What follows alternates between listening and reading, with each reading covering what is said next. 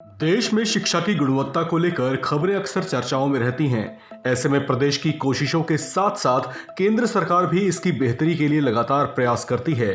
देश के अलग अलग राज्यों में केंद्रीय स्कूलों की स्थापना केंद्र के ऐसे ही प्रयासों का एक नमूना है, जहां बेहतर शिक्षा और शानदार नतीजे ये जाहिर करते हैं कि ये स्कूल कितने सफल साबित हुए हैं। लेकिन साथ ही सवाल ये भी खड़े होते हैं कि क्वालिटी एजुकेशन के उद्देश्य से खोले गए ये केंद्रीय विद्यालय संख्या में कितने हैं और क्या इतनी बड़ी आबादी के बीच इन स्कूलों की मौजूदा संख्या पर्याप्त है।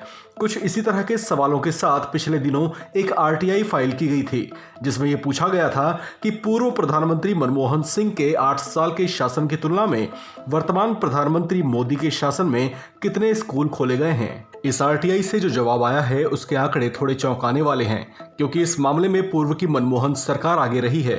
मनमोहन सरकार के दौरान हर साल औसतन 25 केंद्रीय विद्यालय खोले गए थे, जबकि वर्तमान की मोदी सरकार में हर साल औसतन 20 ही केंद्रीय विद्यालय खोले गए हैं। इसे अगर गिनती में समझा जाए तो मोदी शासन के इन 8 सालों में अब तक कुल 159 केवीज खोली गई हैं, जिनमें सबसे ज्यादा 20 केंद्रीय विद्यालय मध्य प्रदेश में बनाए गए हैं, जबकि पूर्व प्रधानमंत्री मनमोहन सिंह के कार्यकाल के शुरुआती 8 सालों में 202 केंद्रीय विद्यालय खोले गए थे, जिनमें सबसे ज्यादा 24 स्कूल ओडिशा जबकि 20 मध्य प्रदेश में खोले गए थे।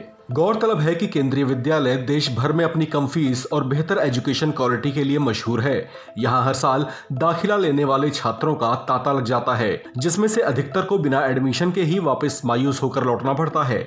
ऐसे में लंबे समय से मांग उठती रही है कि इन स्कूलों की संख्या में इजाफा किया जाए। इन स्कूलों में दाखिले के लिए अब तक सांसदों के पास भी एक फिक्स कोटा हुआ करता था। यहाँ सांसद अब तक अपने कोटे से 10 छात्रों के दाखिले की सिफारिश कर सकते थे। कांग्रेस की ओर से नेता मनीष तिवारी ने इस कोटे को बढ़ाकर 50 तक करने की मांग की थी।